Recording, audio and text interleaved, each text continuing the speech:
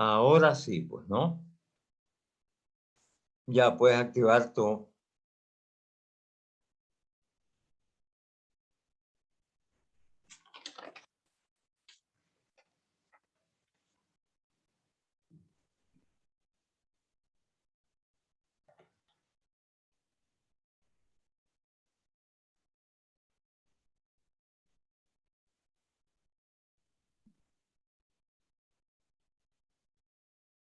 No puede activar el micrófono. Veamos de nuevo.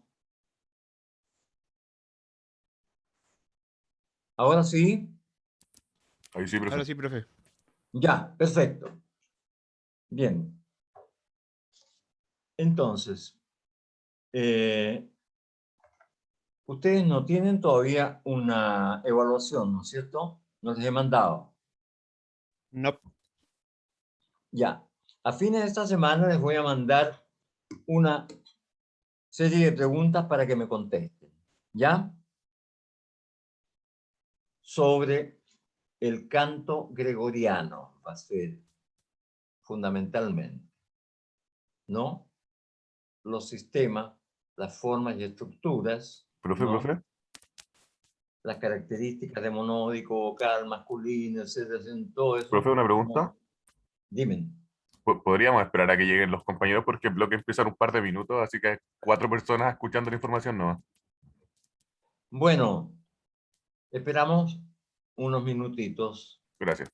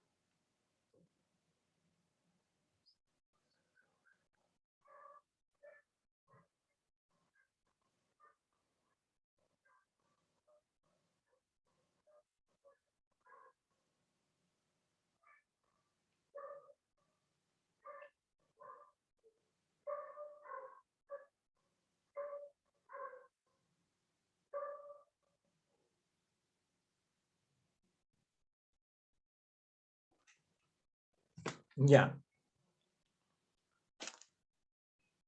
Bien. Hay una cosa que no va a entrar en la evaluación, pero que es necesario que ustedes sepan, ¿no?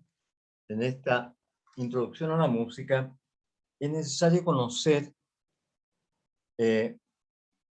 cómo se hace la música, ¿ya? Entonces,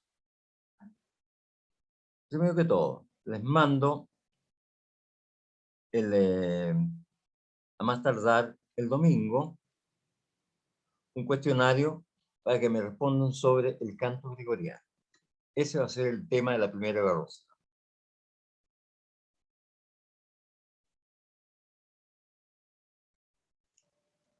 Ahora vemos las condiciones. ¿Ustedes están de acuerdo en que la música es un objeto? la música es un objeto.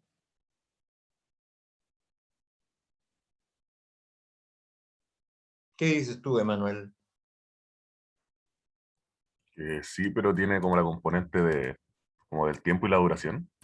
Correcto, exacto. Todos los objetos que nos rodean tienen hasta 3 dimensiones, ¿no es cierto? Que son completamente mensurables. En cambio, la cuarta dimensión es relativa. Si tú tienes una silla, te puede durar 100 años o un día, depende de cómo la trates, ¿verdad? En cambio, la música tiene como componente principal la ordenación del tiempo, es decir, funciona básicamente en la cuarta dimensión, ¿no? Por lo tanto, podemos hablar de que la música, ¿no? Y los sonidos son objetos sonoros. Ahora, el material de la música, ¿cuál es?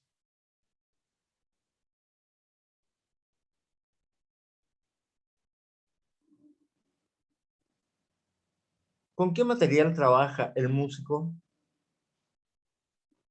¿Con los instrumentos? No, ¿Con a el veces sonido? ni siquiera con instrumentos, ¿no? Incluso en la música moderna tú sales a cazar sonidos y los ordenas. Sonidos. Y los sonidos están,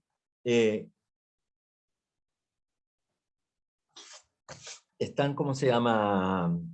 Condicionados a nuestro oído. El oído tiene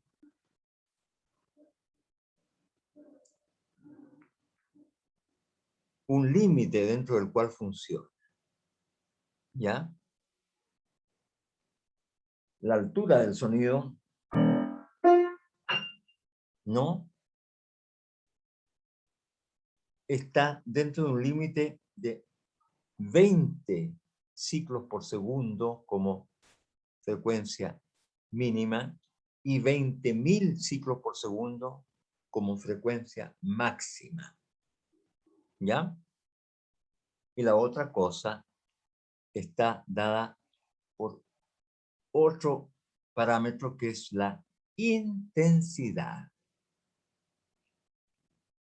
La intensidad abarca desde los 30 o 40 decibeles como mínimo audible y 110 decibeles como máximo. A los 110 decibeles, ¿no? A los 110 decibeles ya no sientes sonido, sientes olor. Se te produce una irritación en la parte interna del oído, que es la cóclea o caracol, en donde hay unas fibras nerviosas llamadas los corpúsculos de Malpighi, que son sensibles a distintas frecuencias. Son como un encordado de piano, ¿no? Y estas células nerviosas, ¿no? Son muy sensibles. Pueden escuchar entre 20 y 20.000, pero en una intensidad soportable. A los 110 decibeles se marca lo que se llama el umbral del dolor. Es decir, de ahí para adelante ya tú no escuchas sonidos, sino que sientes dolor. A ustedes les debe haber pasado alguna vez, se han puesto cerca de los parlantes en una discoteca y un golpe fuerte de sonido les deja un zumbido hasta el día siguiente o a veces más tiempo. Esto es la irritación del corpúsculo de Malpighi, ¿no es cierto?, que tarda mucho en reconstituirse.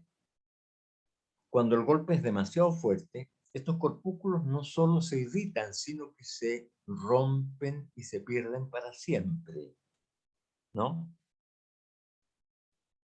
Bien, ahora, el oído es uno de los sentidos del ser humano que se produce lo antes posible. Dicen que por ahí, por el cuarto o quinto mes de gestación, ya el feto oye. Y esta es la relación tan directa con el sonido o los sonidos de la madre, ¿no? Y por supuesto, la voz entre ellos.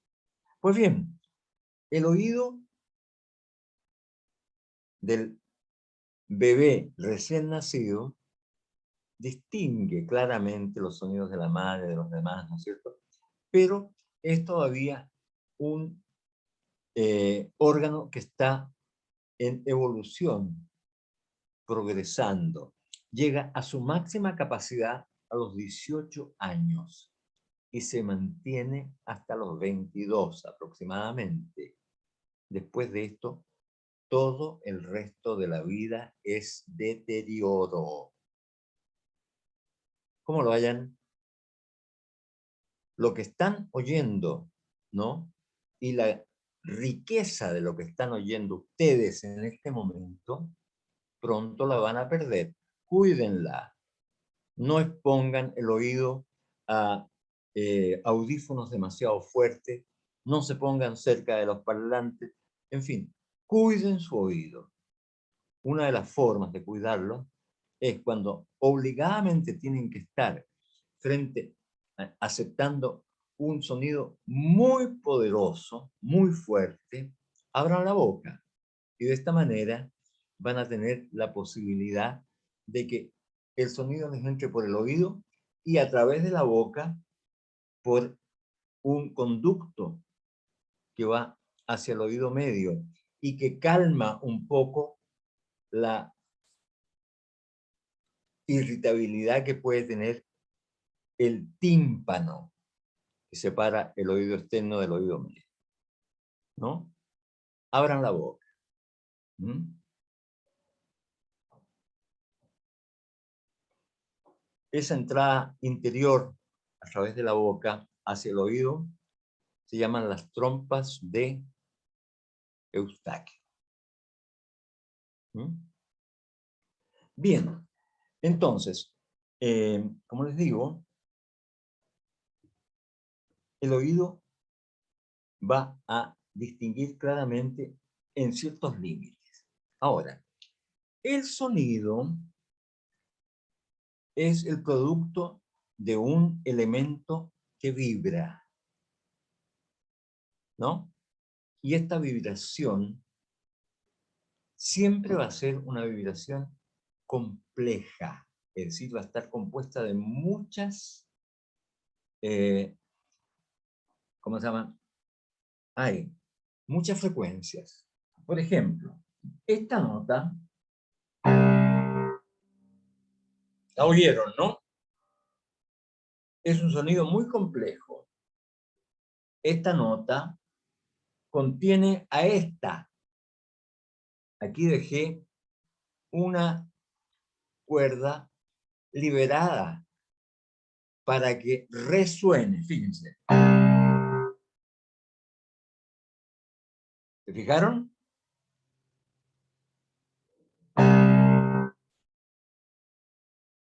Sonó una octava más arriba.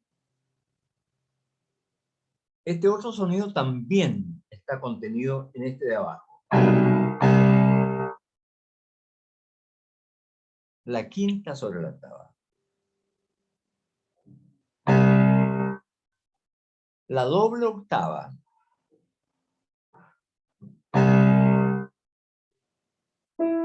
Esa se oyó un poco menos. No está muy bien afinado este piano. A ver. Casi no se oye. Y esta. ¿Se fijan? Esto es lo que se llama un oído armónico. Es decir, ese oído, ese sonido que nosotros podemos determinar diciendo este es un do, este es un fa. ¿Por qué? porque es un sonido determinado, es decir, está formado por un conjunto armónico de frecuencias. ¿A qué se debe esto? Que elementos vibratorios como las cuerdas vibran en su totalidad por mitades, por tercios, por cuartos, por quintos, por sextos, por séptimos, por octavos, ¿no? Y un oído entrenado y en plena juventud es capaz de distinguir hasta 17 componentes armónicos de una nota.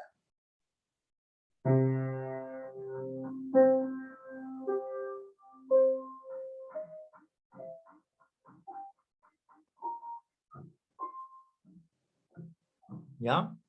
Y esto es lo que hace que las notas graves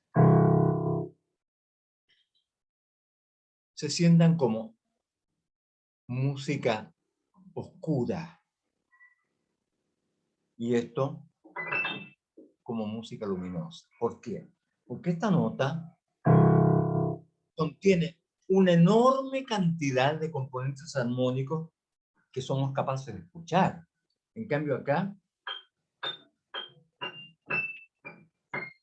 escuchamos 2 o 3 o 4 componentes armónicos máximo. ¿Se fijan? Entonces, oscuro, claro. ¿Se dan cuenta? Entonces, el sonido determinado usan los músicos para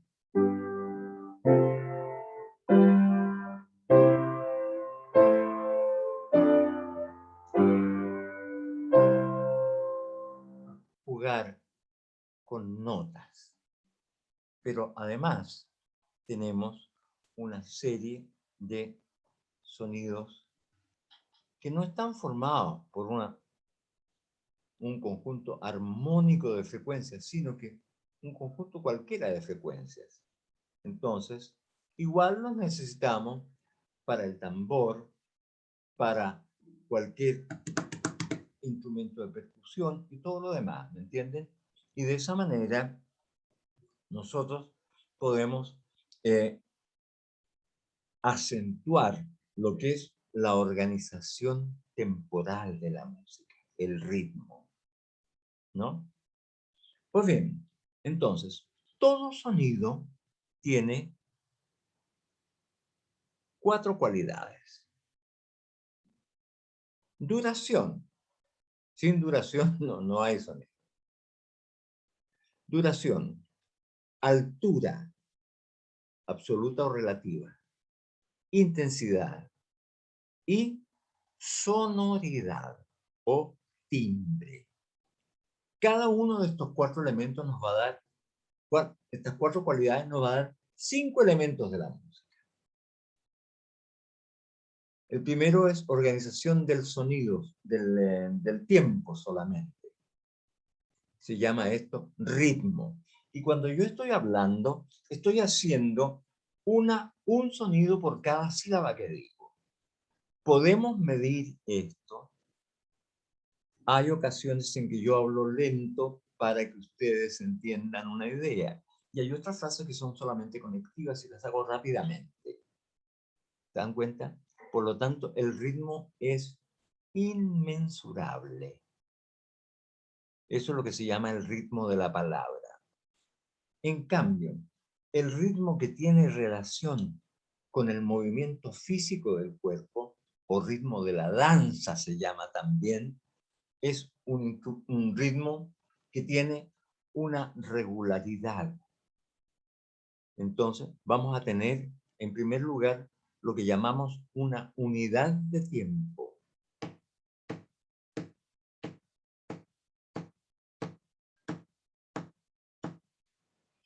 Esta unidad de tiempo es divisible. ¿De qué manera? Esta unidad es relativamente regular. La llamamos pulso. Por ahí, por 1000 1808, si no me equivoco, un ingeniero alemán inventó una máquina para hacer un tiempo riguroso. Y a esto se le llamó tempo, ¿no? Por mucho que uno tenga cálculo, nunca va a ser regular este golpe dado con mi mano. En cambio, el metrónomo va a funcionar como un reloj, ¿no? Y entonces tenemos dos formas de unidad de tiempo, el pulso y el tempo. Tanto uno como el otro son divisibles. Si yo tengo este tempo, lo puedo dividir en dos. Y a eso lo voy a llamar metro.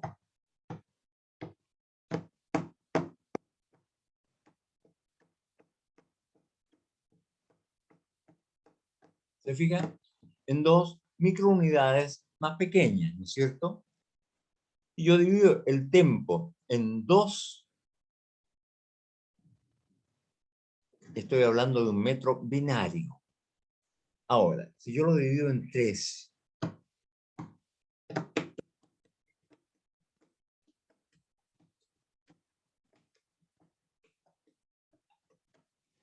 metro ternario, no terciario, ternario. Entonces, además, si yo tengo una forma regular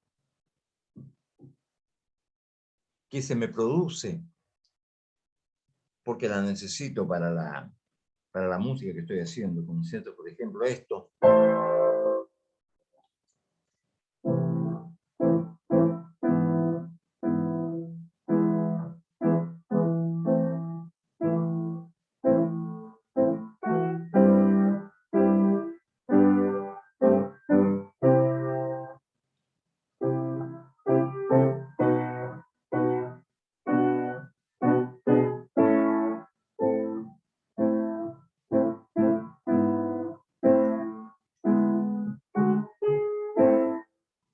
¿Se fijan? Siempre estoy haciendo tan, tan, tan, tan, tan, tan, tan, tan, tan, tan. ¿Cuántas unidades involucra esta conducta? ¿Contaron? Tan, tan, tan, tan, tan, tan, tan, ¿Cuatro? tan. 4 unidades. ¿Y cuál es metro? ¿Ternaria? ¿O tiene una metro ternaria al medio, no? Binario, binario. Fíjense.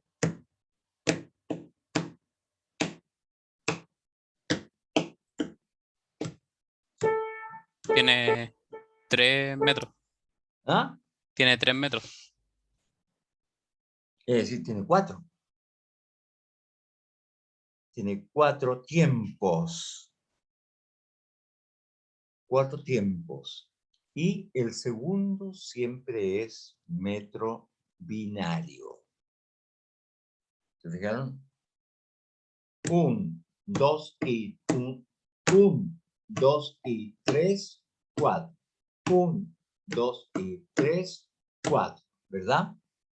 Entonces, esta cosa me va a servir para toda una pieza. Esto es el movimiento lento de la séptima sinfonía de Beethoven. Y vamos a darnos cuenta que una forma fácil de entender es agruparlo en pequeñas casillas. Y estas pequeñas casillas se van a llamar compás. Por lo tanto, si la unidad de tiempo es una negra, vamos a tener un compás de 4 cuartos. ¿Por qué la negra es un cuarto?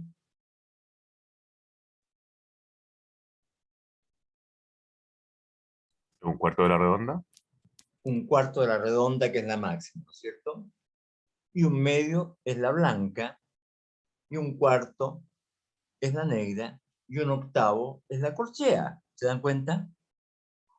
Es mucho más fácil y mucho más preciso hablar de enteros, medios, cuartos, octavos, 16avos, 32avos, 64avos, que hablar de estas cosas así tan fantasiosas de nombre, la negrita, ¿no es cierto? Y la rubia. ¿Ya? ¿Estamos claros? Sí, profe. Entonces, todo lo que tiene que ver con el tiempo es, en primer lugar, que hay un tiempo que no se puede medir, que es el de la palabra, y otro que sí se puede medir, que es el de la danza. Y en este vamos a encontrar unidad de tiempo, pulso o tempo, división de la unidad de tiempo, metro, que puede ser binario o ternario. Hay más, pero estos son los principales. Binario o ternario, ¿no? Y luego, la idea de una conducta rítmica repetitiva que va a originar el otro concepto que es el de compás. ¿Cuántas unidades de tiempo vamos a encasillar para leer claramente lo que estamos tocando? El compás. Bien. El segundo elemento de la música tiene que ver con la altura. Lo más importante en este segundo elemento que se llama melodía, ¿cuál será?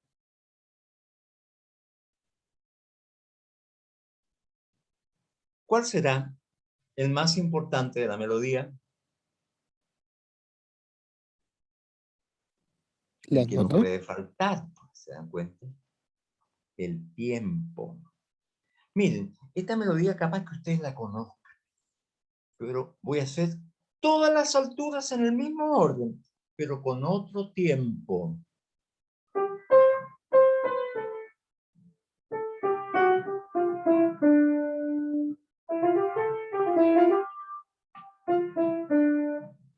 ¿Conocieron? Ni idea, profe. Por supuesto que no. ¿Ah? No, ni ¿La idea, tocó profe. con su ritmo? Ya. Fíjense. ¿Se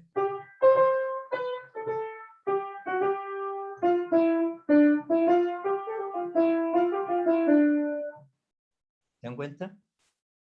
Por lo tanto, el elemento más importante de la melodía es su tiempo. Luego está un ámbito. Fíjense, esta melodía que ustedes conocen, los pollitos dicen, ¿no? Tiene 4 unidades de tiempo.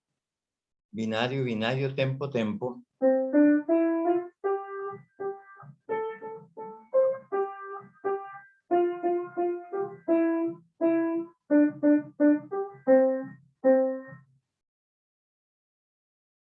¿No? Esta melodía tiene un ámbito de una octava. Es decir, llega desde esta nota por abajo hasta esta nota por arriba. Por lo tanto, tenemos ya 2 elementos. Ritmo, ámbito.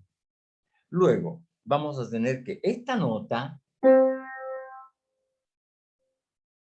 marca, como quien dice, la meta. Y la vamos a llamar la tónica o nota de reposo.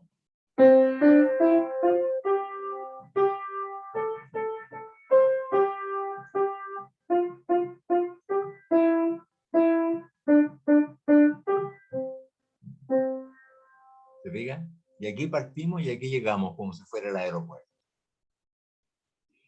Y luego hay una nota de tensión, es decir, una nota a la cual volvemos siempre en la mitad de la canción. Fíjense.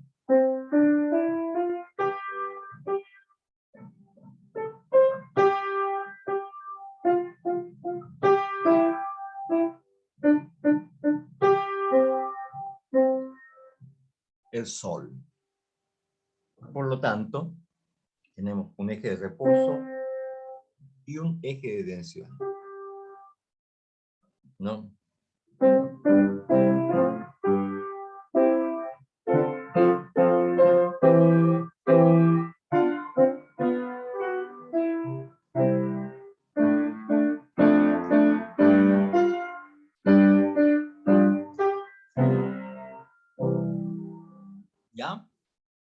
sea, hay muchas cosas que podemos observar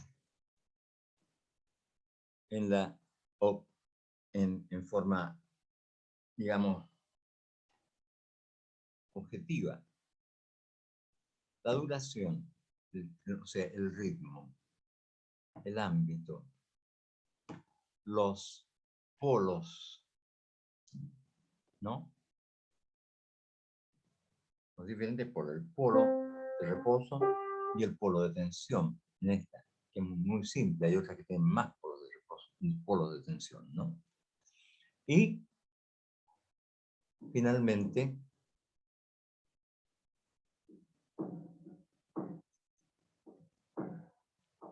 el timbre con que se toca, o sea, el distinto objeto productor de sonido.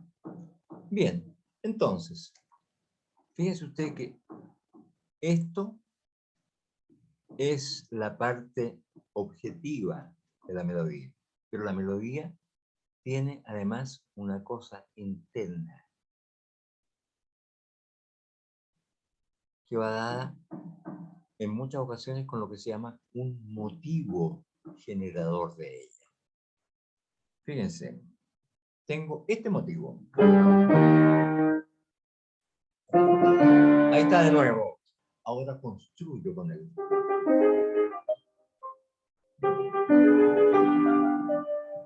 ¿Se fijan? La melodía, entonces, tiene motivos. Fíjense. Esto es Debussy, un compositor del principio del siglo XX.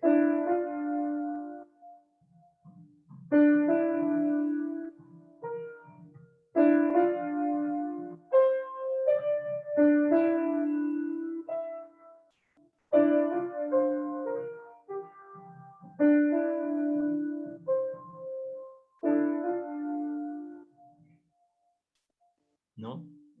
Ese es un preludio de Debussy que se llama De Pas sur la neige, pasos sobre la nieve, ¿no?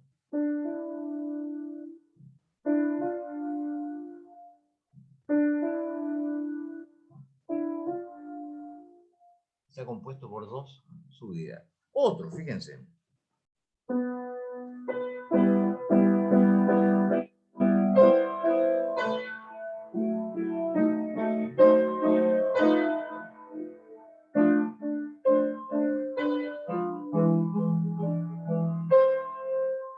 Fíjense.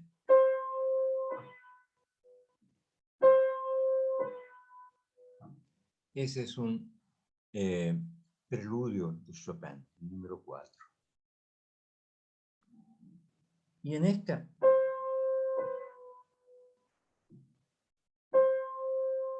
que ni siquiera cambia la armonía, pero la cosa se mantiene ahí, ¿no es cierto?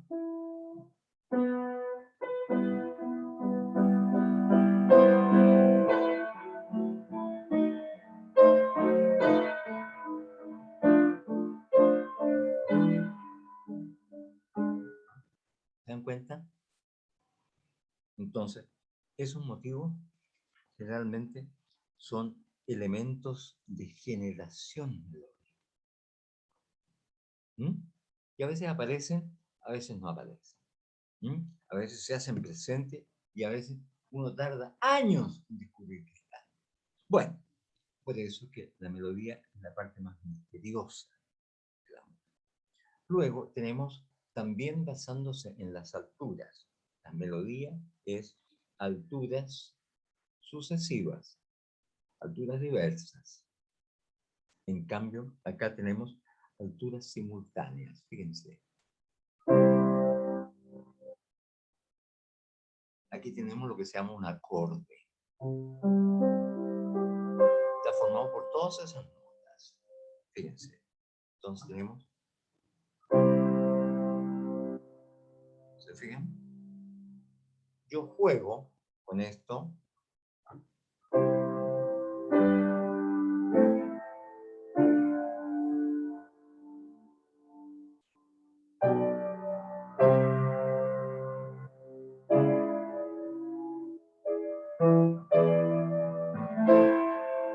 ¿No? Eso se llama armonía. Armonía. Y la armonía se puede producir de muchas maneras. Se puede producir como contrapunto, cuando yo tengo, fíjense, la melodía fue lo primero. Por lo tanto, cuando yo tengo una melodía y le agrego otra melodía, hago lo que se llama contrapunto. Porque punto, la palabra punto es sinónimo de melodía. Fíjense. Y el contrapunto de imitación es el más simple.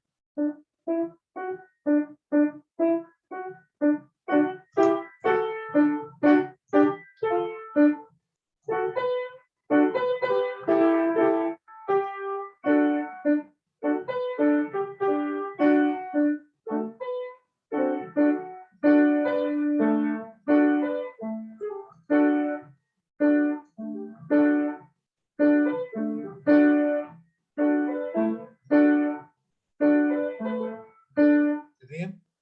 Se arma toda una figura ahí. Se llama el contrapunto de imitación. Fíjese, aquí tengo una forma un poco más elaborada, porque una misma melodía se va a producir no en las mismas notas, sino que a distintas alturas. Fíjense.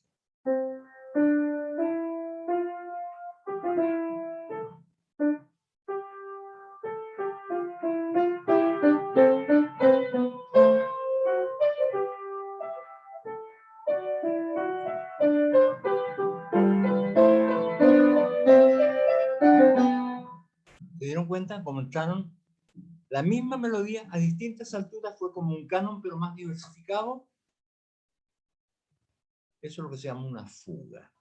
Pues bien, después tenemos una forma de contrapunto que es absolutamente libre. ¿Por qué? Porque a una melodía A le agregamos una melodía B que no tiene nada que ver ni rítmicamente ni melódicamente con ella. Fíjense. Melodía primera.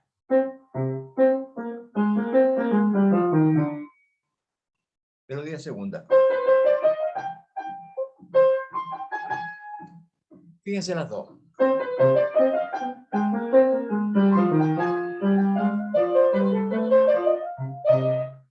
¿Se dieron cuenta?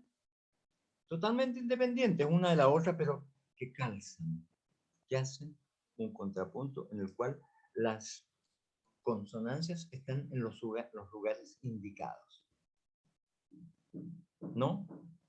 Y después vamos a tener el tipo de contrapunto en el cual ya nos va a aparecer la cosa muy, muy diversa. Fíjense ustedes en esto. Perdón.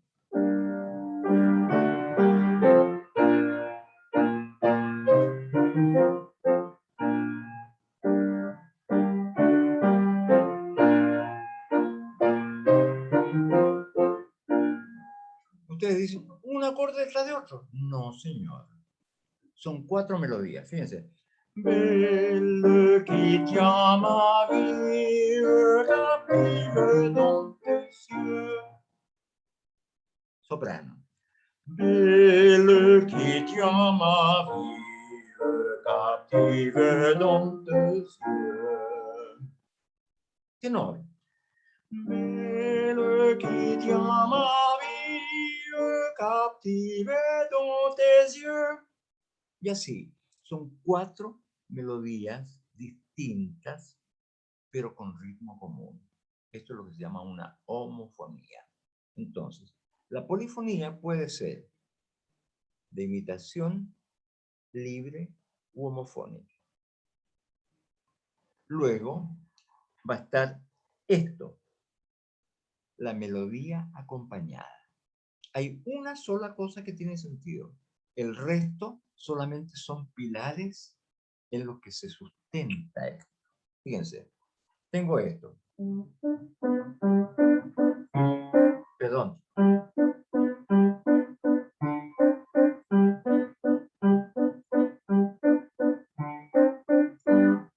¿Se fijan?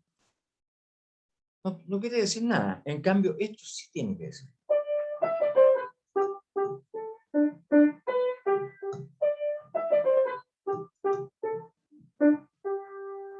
Esta es la melodía. Yo la acompaño.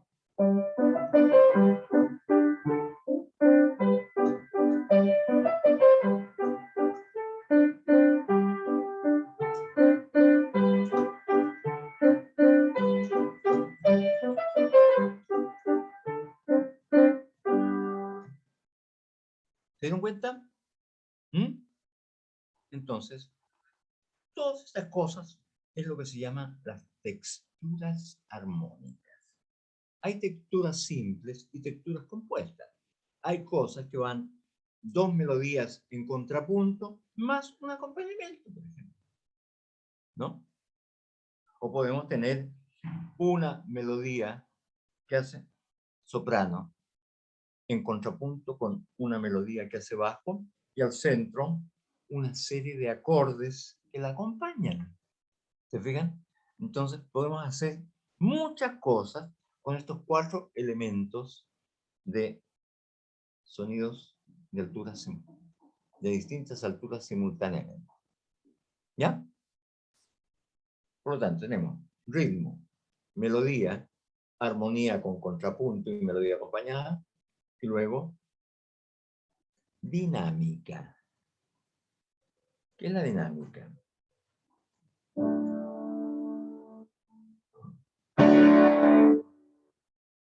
Las mismas notas.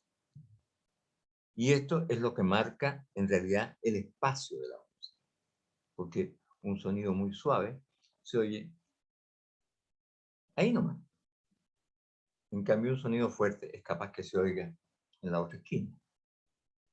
¿Se dan cuenta? ¿Mm?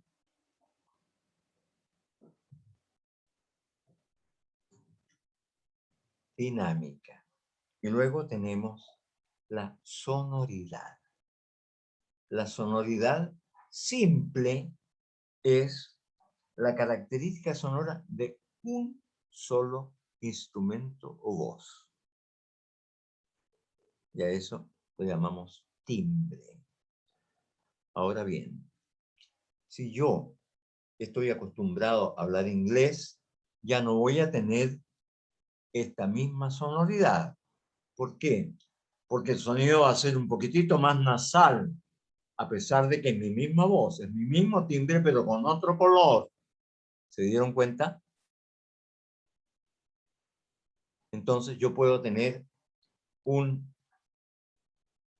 timbre que me da un color natural u otro color por inflexión de la voz.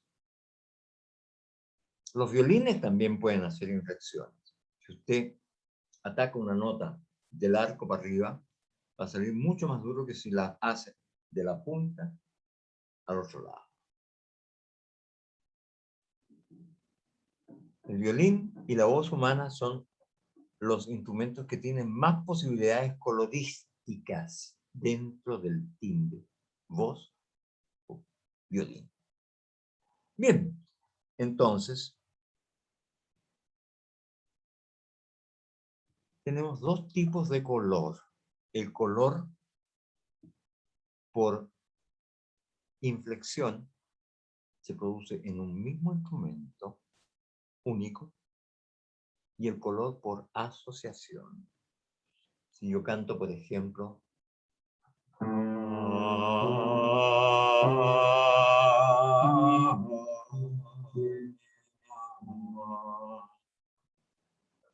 mezclo mi timbre con el timbre del piano y produzco un color por asociación. Y este color por asociación es tan importante que ustedes distinguen claramente cuando está tocando un violín solo a cuando están tocando dos violines la misma melodía. No sé si han dado cuenta de eso. Esto no es un violín, son dos violines o más violines. ¿Se fijan? Entonces, ¿estamos claros con esto de las sonoridades? Y ahí tenemos todos los elementos de la música. Ritmo, melodía, armonía, dinámica y timbre, color. ¿Está claro?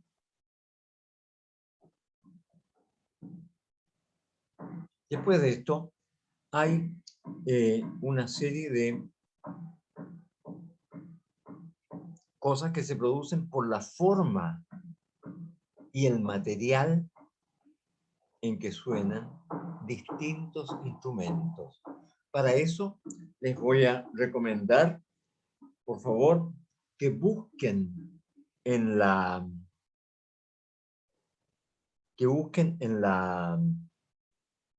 en el aula una organización que hay que se llama clasificación de los instrumentos. Los instrumentos se clasifican en 5 especies, 5 familias, ¿no? Ya no podemos hablar de cuerdas, porque los violines son cuerdas, los pianos son cuerdas, las arpas son cuerdas. ¿Se dan cuenta? Y tienen mucha diferencia unos de otros. Entonces, la clasificación fue hecha por un gran musicólogo alemán, se llama Kurt Sachs, que dividió los instrumentos en 5 familias. Idiófonos, es decir, suenan por sí mismos, es decir, son naturalmente sonoros, no hay que hacerles nada. El material vibra por el solo hecho de ser ese material. Fíjense.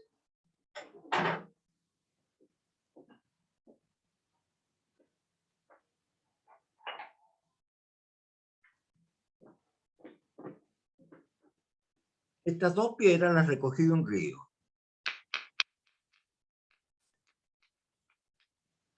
¿Se da cuenta? Esto es un idiófono. Suenan por sí mismos, ¿no? Y es un grupo muy grande. Hay idiófonos de entrechoque, se supone que son los más antiguos de todos. Están formados por 2 cuerpos sonoros como esas piedras, ¿no es cierto? 2 cuerpos sonoros que al chocar uno con otro producen sonido. Hasta esto podría ser un idiófono de entrechoque. ¿Quién conoce otro? Las claves. Las claves, por supuesto. Las castañuelas también, ¿no? Son 2 maderas que se chocan, 2 cuerpos sonoros que se chocan. Después están los idiófonos de percusión. A estos son los que yo llamo que tienen un tratado de sadomasoquismo, ¿no? A uno que le gusta gritar y al otro que le gusta pegar. ¿Está claro? Aquí están diferenciados. Una parte para que suene y otra para que produzca el sonido al golpear. Y son los más amplios de todos. Incluso hay idiófonos percutidos, simples y compuestos. Simples podrían ser, por ejemplo, una campana, una campanilla. Compuestos podrían ser un carillón, un juego de campanas que dan distintas notas. ¿Se fijan? Y así, hay múltiples posibilidades, tal vez son los más frecuentes, los idiófonos percutidos. Siempre hay un acto verbal que los define. Entrechocar, golpear. Este otro es sacudir. Los sacudidos son de 3 especies. Se llaman sonajas. Sonajas enfiladas o collares. Sonajas deslizadas. Como si yo jugara con el abaco. Pam, pam. ¿No? En una varilla. En el otro, en un hilo. En este es una varilla. Y ahí diversos elementos se mueven por un lado y para otro. Y sonajeros o sonajas de calabaza. ¿no? Las maracas, que hay de muchas especies, ¿no? Incluso con las semillas por dentro o por fuera. Bien, luego, entonces, entrechocados, percutidos, agitados,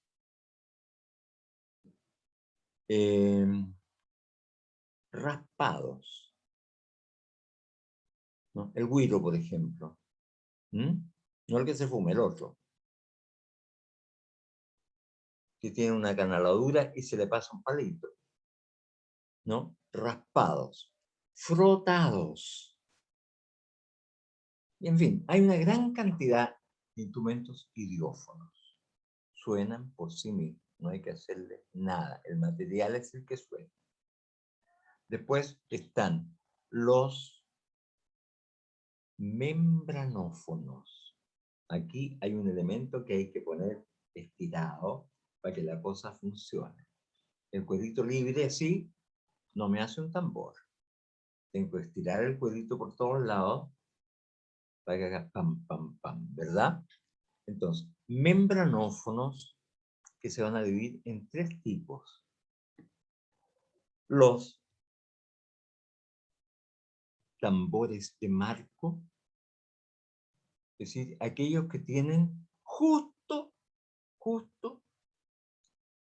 el sistema indispensable para poner en tensión la membrana.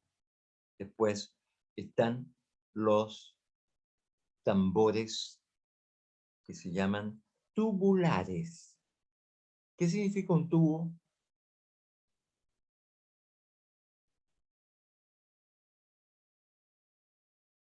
Un tubo no es un cilindro. Un tubo es una cosa que tiene 2 aberturas. Un embudo es un tubo. Un reloj de arena es un tubo. Un barril es un tubo. ¿Te fijas? Entonces, todos estos tienen entonces un tubo resonador, ¿no? Los más comunes son los tambores cilíndricos, evidentemente, como el bombo legüero que usan los argentinos, ¿no? Y finalmente están los que se llaman tambores de vasija. Una vasija es un elemento cerrado que tiene una superficie de cuero estirada. Los timbales son los únicos que tienen y pueden tener solo una membrana. Luego están los aerófonos. Aquí, ¿qué es lo que vibra? El aire. El aire, por eso se llaman aerófonos. Entonces, ¿cómo hago vibrar el aire? Soplando. Yo tengo una flauta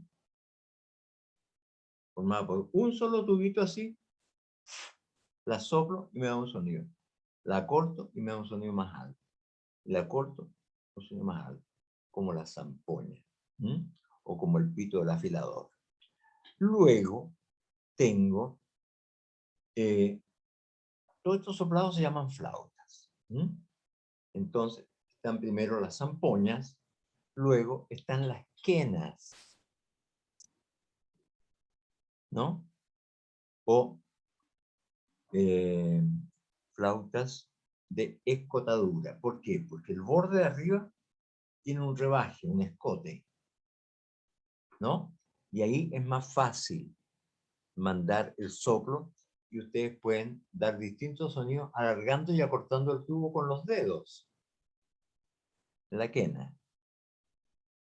Después están los de lengüeta simple, que son los clarinetes. El clarinete en la boquilla tiene una lengüeta y la abertura superior del tubo, entonces la lengüeta le hace tapita. Usted la sopla aquí, ¿no?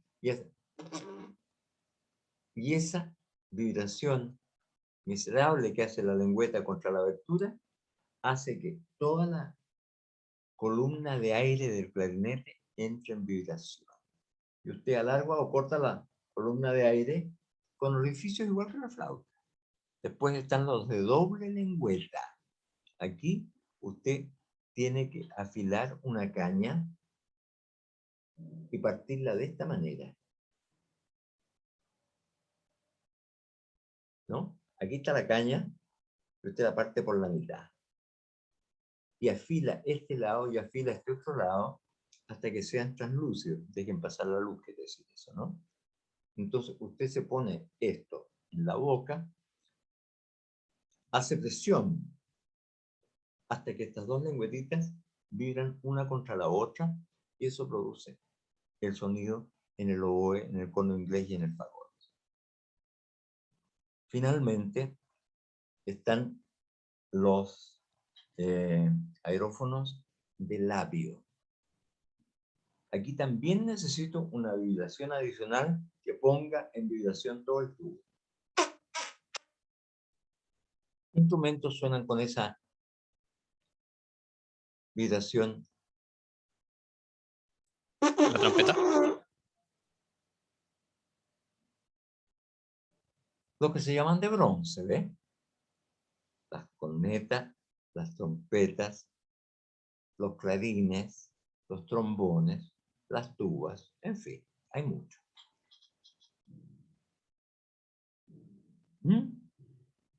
Y por último, hay unos aerófonos que son bien curiosos, porque usted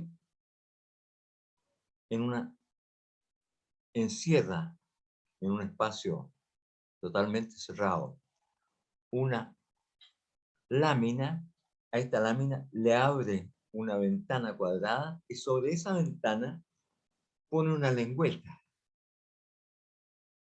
Y como la lengüeta es así tan gruesa, así tan larga y así su material va a tener una frecuencia en la cual va a entrar en resonancia, es decir, va a ser así. Usted la sopla y la lengüeta va a ser así sobre la ventana. Y por lo tanto aquí abajo van a salir pequeñas explosiones. Pum, pum, pum, pum, ¿no?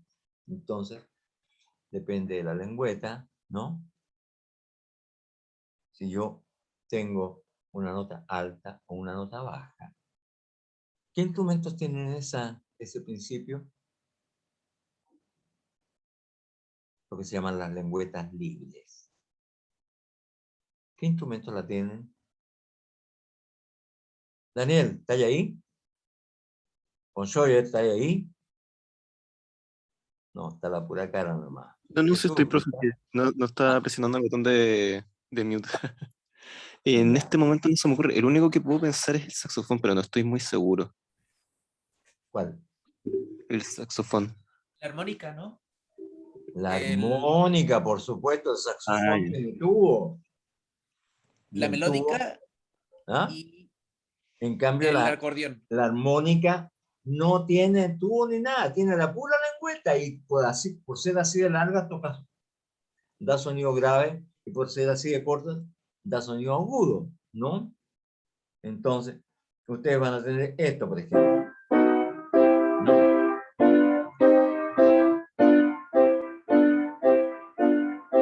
¿Alguien tuvo una armónica de cabro chico?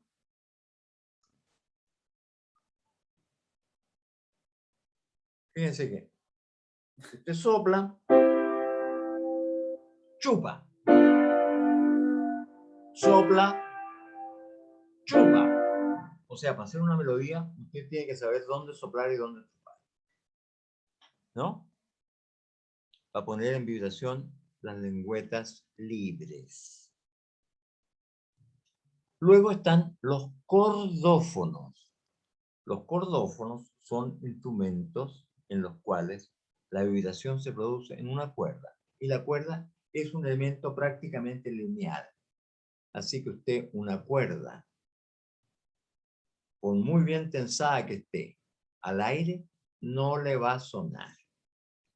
Esta cuerda tiene que estar en contacto con una tabla resonadora, ¿no? En las guitarras, por ejemplo, vemos cómo la parte amarilla de arriba de la guitarra es la que vibra para mandar el sonido que estamos haciendo con las cuerdas. ¿Mm? Si usted quiere hacer sonar una guitarra eléctrica sin enchufarla, no se va a oír ni a 1 metro, porque no tiene caja de resonancia, no tiene tabla de resonancia. La resonancia se produce electrónicamente, ¿se fijan? Entonces, las cuerdas necesitan una tabla resonadora y van a ser de 4 tipos. Las arpas, en las cuales las cuerdas están contenidas en un plano perpendicular al plano de la tabla resonadora. Es decir, que tienen una cuerda aquí y esta cuerda penetra en una tabla que es la que va a vibrar por ella. Luego están las liras, que ya no están en uso, en las cuales se produce una vibración muy parecida a la de una guitarra, ¿no? Pero con muy pocas cuerdas. Al principio se hacían con puras 4 cuerdas. ¿Ven ustedes? Y se hacían con una caparazón de tortuga y 2 cachos, 2 astas. Y ahí se ponían las cuerdas. Entonces, por eso que tiene esa forma, ¿no? Las liras. Después están los, arpas, liras, las cítaras. Es decir, aquellas en las cuales las cuerdas están tendidas sobre la tabla de resonadora y se transmite la vibración a través de un puente, ¿no? Se conecta la tabla resonadora con las cuerdas y toca las cítaras por encima, las puntea o las ¿cómo se llama? Las pulsa. Y finalmente están las cuerdas del tipo laúdes, que son las únicas en las cuales una sola cuerda puede dar muchos sonidos, porque la cuerda está tendida sobre un cuello y usted apoya distintos dedos y le da distinta longitud a las cuerdas, ¿no? Y las cuerdas vibran a través de un puente a la tabla resonadora. Y de estos laúdes habrán los laúdes punteados, de donde saldrán las tiorbas, los archilaúdes, las guitarras, los charangos y todas esas cosas, ¿no es cierto? Tienen ese mismo principio, son laúd punteado. Y los laúdes frotados, violines, violas, violonchelos y contrabajos. Contrabajo se toca fundamentalmente con arco, frotando las cuerdas. Entonces tenemos idiófonos, membranófonos, aerófonos, cordófonos, electrófonos. Hay algunos en los cuales, es decir, en todos los electrófonos, lo último que hay es un parlante. Y este parlante está asistido por un amplificador. No pueden fallar esos 2 elementos, parlante y amplificador. Luego, tenemos un sonido tradicional transformado en impulsos eléctricos, como pasa en la guitarra eléctrica. Por debajo de la cuerda, en la guitarra eléctrica hay una, ¿cómo se llama? ¿Pastilla? ¿Ah? ¿Pastilla? Claro, una pastilla que es un electroimán. Entonces, este electroimán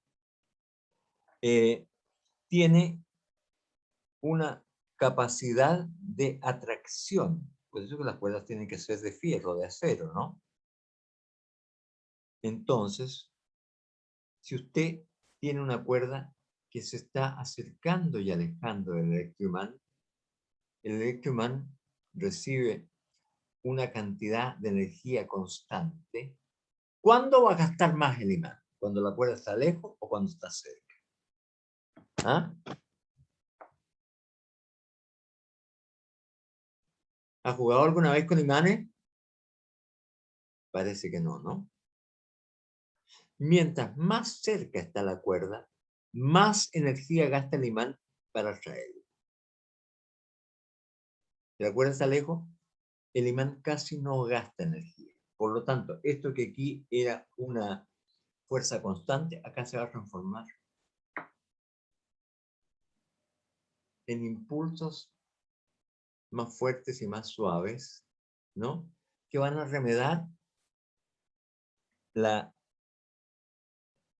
el movimiento de la cuerda.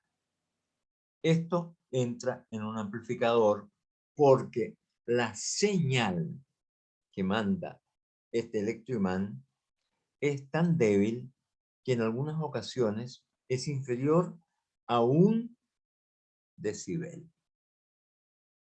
A 1 decibel. Entonces, el amplificador lo que hace es ampliar esto a un rango dinámicamente audible.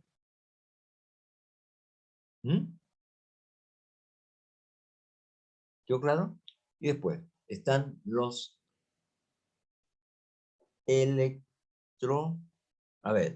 se llaman los electrófonos eléctricos, como la guitarra, ¿no es cierto? Y después están los electrónicos. Y en estos, la vibración natural, como la de las cuerdas, por ejemplo, se transforma en otras formas de producir estas frecuencias. Y entre estos instrumentos electrónicos hay algunos que son históricos. Ustedes tienen que haber oído hablar del Theremin. El Theremin es un instrumento rarísimo en el cual tú lo tocas sin tocarlo, ¿no?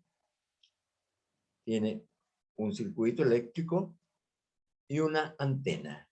Tú acercas la mano a la antena sin tocarla y das una frecuencia.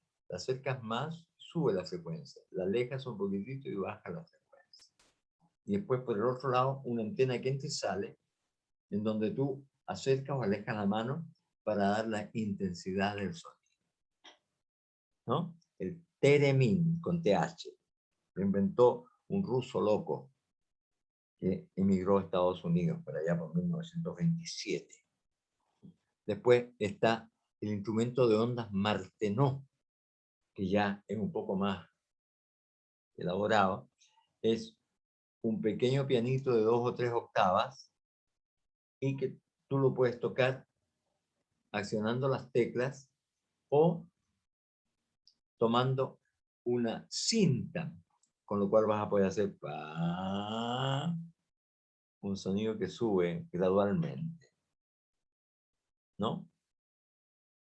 Y los alemanes inventaron otro que se llama el Trautonium y que tiene 2 teclados diversos. Por lo tanto, tú puedes jugar con 2 timbres diferentes. Ahora, los instrumentos, esos son los instrumentos precursores. Ahora, los únicos que están totalmente